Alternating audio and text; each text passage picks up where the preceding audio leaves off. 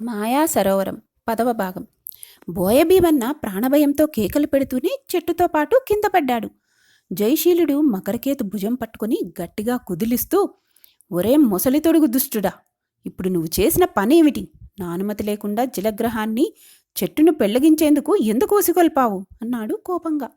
మకరకేతు తన ఎడమ భుజంలో దిగిన బాణం కేసి తల తిప్పి చూసి బాధతో ఒకసారి మూలిగి, జయశీల, నేను ఆ బోయవాణ్ణి ఇలా నేల పడగొట్టించకపోతే వాడు మరో బాణాన్ని వదిలి నా గుండెల్ని చీల్చేవాడు. అది నిజం కాదంటావా అన్నాడు. ఆ మాటల్లో ఉన్న సత్యాన్ని జయశీలుడు గ్రహించాడు. కానీ అతనికి మకరకేతు తన ఆజ్ఞను ధిక్కరించడం చిరాకు తెప్పించింది. ఈ లోపల సిద్ధసాధకుడు జలగ్రహం మీద నుంచి కిందికి దూకి కొమ్మల్లో చిక్కుకొని బయటికి వచ్చేందుకు నానా అవస్థా పడుతున్న బోయభీమన్నను బయటికి లాగాడు. ఒరే బోయవెదవా, నీ కాళ్ళు చేతులు ఏవైనా విరిగినయ్యేమో చూసుకో అన్నాడు సిద్ధసాధకుడు బోయభీమన్న కేసి జాలిగా చూస్తూ. బోయభీమన్న ఎగిరి గంతేసి, దెయ్యాలపోతుదొరా, నాకేం దెబ్బలు తగలలేదు. అలా చెట్టు మీద నుంచి గరుడ పక్షి కిందికి వాలినట్టు వాలాను. ఈ మొసలి మొచ్చు నా బాణం దెబ్బతిని ఇంకా ఈ పిశాచి ఏనుగు మీద కూర్చొని ఉండడం నాకు తల తీసేసినట్టుగా ఉన్నది. ఈసారి నా బాణం వాడి గుండెల్లో దిగిపోతున్నది, మీరే చూస్తారు అంటూ బాణం ఎక్కుపెట్టిపోయాడు. సిద్ధసాధకుడు చొప్పున వాడి చెయ్యి పట్టుకొని జలగ్రహం మీద ఉన్న జయశీలుడితో, జయశీల, ఇప్పుడు ఈ బోయభీమన్నకు మొసలి ఆకారం వాడి గుండెలు చీల్చేందుకు అనుమతి ఇద్దామంటావా అన్నాడు. ఆ ప్రశ్న వింటూనే జయశీలుడు జలగ్రహం మీద నుంచి కిందికి దూకి బోయభీమన్న మెడ పట్టుకొని, ఒరే పొగరబోతు వెదవా, ఆ ఏనుగు మీద నేనుండడం చూసి కూడా బాణం వదులుతావా? అది గురి తప్పి నాకు తగలవచ్చన్న అనుమానం కూడా నీకు కలగలేదా అని అడిగాడు. దొరా, నా బాణం గురి తిరుగులేనిది.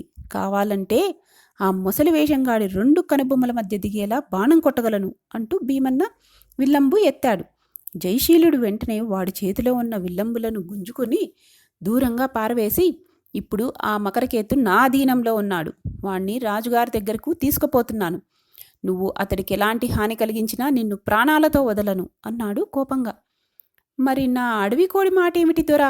దాన్ని వాడు దొంగలించాడు అన్నాడు బోయభీమన్న. ఒరే భీమా, ఇక నోరు మూసుకో. కావాలంటే పోయి ఆ కోడి సంగతి రాజుగారితో చెప్పుకో అన్నాడు సిద్ధసాధకుడు బోయవాణ్ణి భుజం పట్టుకొని పక్కకు లాగుతూ. ఆ సమయంలో అక్కడికి చెరకాచారి వీరనారాయుడు వచ్చారు. చెరకాచారి జలగ్రహం మీద ఉన్న మకరకేతుడి కేసి చూస్తూనే ఆశ్చర్యపోయి, ఇదేమిటి, డొక్కలో దిగిన కత్తితో పాటు భుజంలో గుచ్చుకున్న బాణం కూడానా? ఈ మొసలి వేషగాడి రోజులు ఏమీ బాగోలేదు అన్నాడు. ఛీ, ఇంతమంది మానవ మాత్రల వల్ల అవమానం పాలై చావు దెబ్బలు తిని ఇంకా బతికి ఉండడం కన్నా చావు మేలు. ఏది, నా వాడి శూలం ఎక్కడా అంటూ మకరకేతు జలగ్రహం మీద వెతకబోయాడు. సిద్ధసాధకుడు తన చేతిలో ఉన్న శూలాన్ని పైకెత్తి, ఓయ్ మకరకేతు, నీకున్న ఆ కాస్త బుద్ధి పెడతల పెట్టినట్టు ఉన్నది. ఆ శూలాన్ని నా సొంతం చేసుకొని ఎంతసేపాయా అన్నాడు. మకరకేతు కళవెళ్ళపడిపోతూ చేతులు 2 పైకెత్తి, హా మాయా సరోవరేశ్వరా అంటూ ఒక కేక పెట్టి, ఇంతకు నన్నేం చేయబోతున్నారు? డొక్కలో భుజంలో దిగిన ప్రాణాంతకమైన ఈ కత్తి బాణం మాటేమిటి అన్నాడు. జయశీలుడు చెరకాచారిని దగ్గరికి పిలిచి, ఆచారి, ఈ మకరకేతుణ్ణి ఇలాగే హిరణ్యపురం వరకు తీసుకుపోవచ్చంటావా? ఏమిటి నీ సలహా అని అడిగాడు. జయశీల ప్రభు, అలా చేయటం మంచిది కాదు.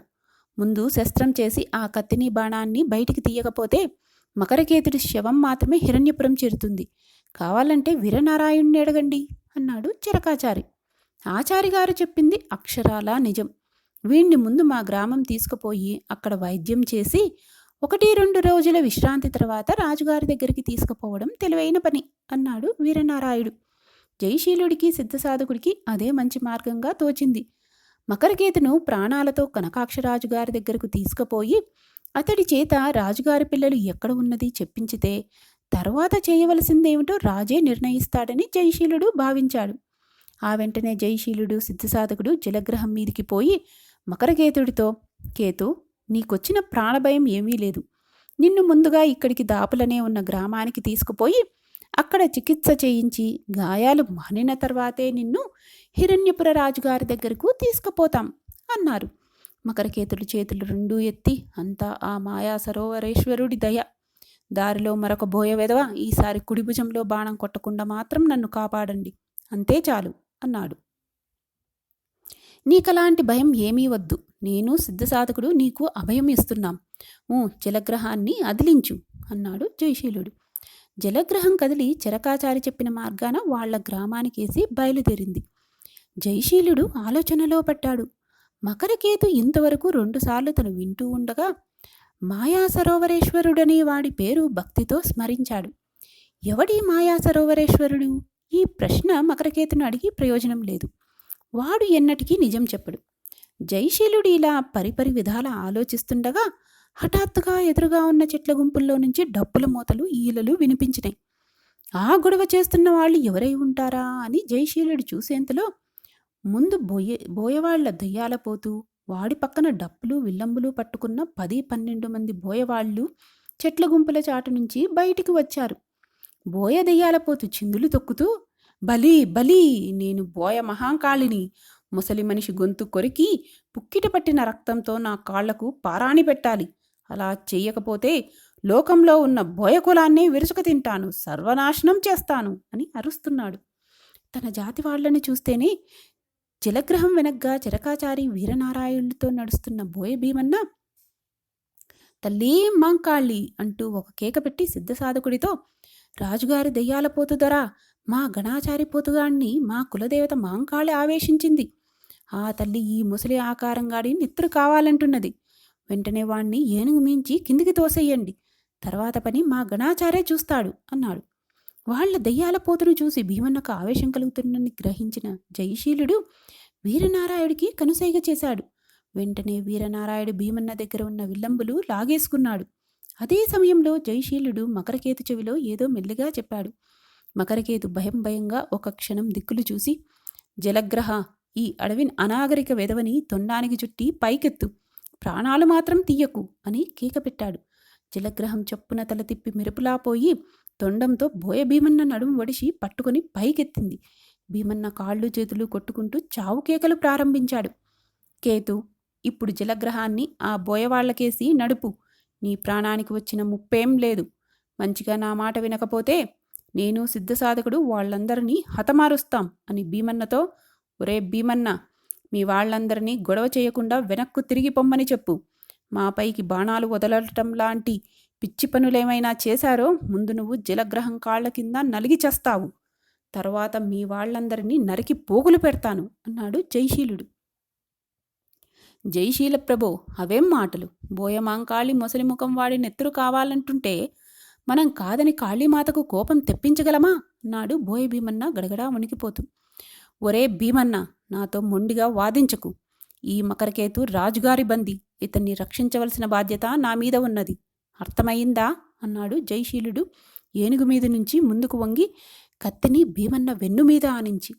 జయశీల ప్రభో, నన్ను కత్తితో పొడవకండి, మాంకాళి కోరల కన్నా మీ కత్తి వాడిగా ఉన్నట్టుంది అన్నాడు భీమన్న గిలగిల్లాడుతూ.